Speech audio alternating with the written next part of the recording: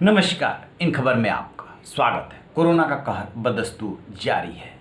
मृतकों और संक्रमितों की संख्या में थोड़ी बहुत अंतर के साथ वही 3.5 से 4 के बीच में लगातार केसेज रह रहे हैं। अब सबसे बड़ा सवाल ये है कि राज्य अलग अलग लॉकडाउन या कर्फ्यू लगा रहे हैं, लेकिन केंद्र सरकार कर्फ्यू या लॉकडाउन क्यों नहीं लगा रही है?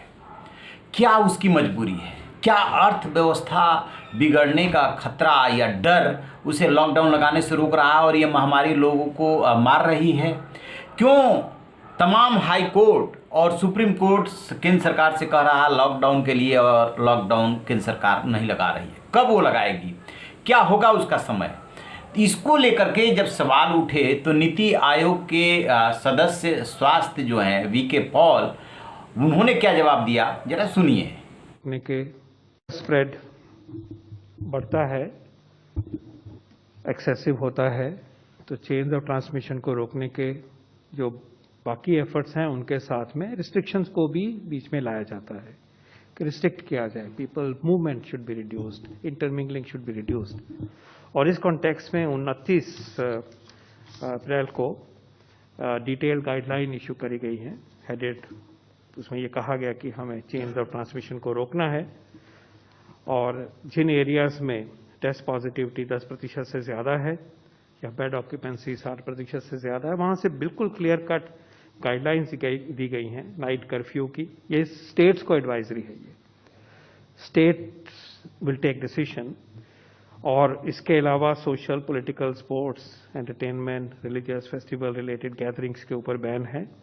Shopping complexes, cinema hall, restaurant, bar, sports complexes, swimming pool, religious places, इनको भी बंद करने के लिए गाइडेंस दी गई है। और इसके अलावा ये क्लियरली कहा गया है कि states and UTs should make a careful analysis of the local situation, areas to be covered and probability of transmission and then take a decision. So in that direction, there is a clear, balanced advisory. At the same, and this, based on these advisories, states are taking their decisions and we appreciate that. At the same time, in addition to this range of restrictions, if anything more is required, those options are always being discussed, and those decisions as required will be taken. But at the same time, remember, this already there is a very significant guidance to the states to impose and impose restrictions in order to suppress the chains of transmission. Number 9. जैसा कि आपने सुना, वो बता रहे हैं कि यहाँ पे कितने केसेज हैं, क्या परसेंटेज है, उस हिसाब से अप्रैल लास्ट में गाइडलाइंस राज्यों को जारी कर दी गई है और वो अपने यहाँ कर्फ्यू और लॉकडाउन लगा रहे हैं जो भी उन्हें उचित समझ में आ रहा है। और चेन तोड़ने के लिए ऐसा करना पड़ता है। अब हम इस चीज़ का इंतजार कर रहे हैं कि कब, क्या, कहाँ पे, कैसे लगाना ज़रूरी है, उसको हम देखेंगे। तो इस तरीके से अभी केंद्र सरकार जो है लॉकडाउन लगाने से बचना चाहती है, राज्यों पे उसे डाल करके वो पूरे देश लेवल पे लॉकडाउन से बच रही है।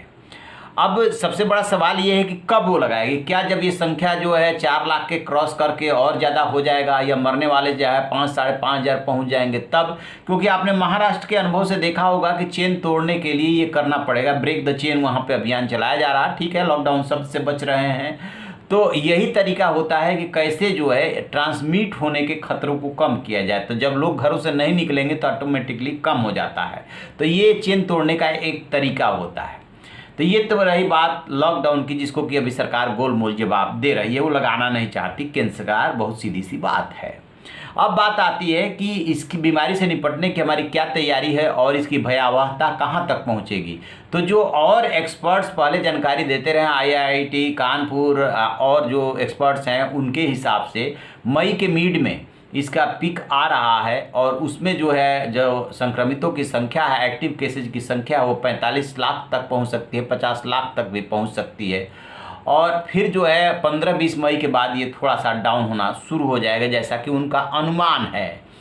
लेकिन जो के विजयन राघवन हैं, जो प्रधानमंत्री के ये सलाहकार है, वैज्ञानिक सलाहकार हैं, वो ये कह रहे हैं कि सेकेंड वेव तक ही संकट नहीं है, तीसरा वेव भी आएगा, लेकिन वो कब और कैसे आएगा इसके बारे में अभी कोई पूर्वानुमान नहीं बताया जा सकता। कहा यह जा रहा है कि तीसरी वेव जो आएगी उसमें बच्चे जो है शिकार हो सकते हैं। इसी चीज़ को लेकर के डरे हुए हैं कि अभी तो दूसरी वेव का हाल ये है कि लगातार आपके हमारे जानने वाले लोगों के मरने की सूचनाएं आ रही हैं, संक्रमित होने की सूचनाएं आ रही है।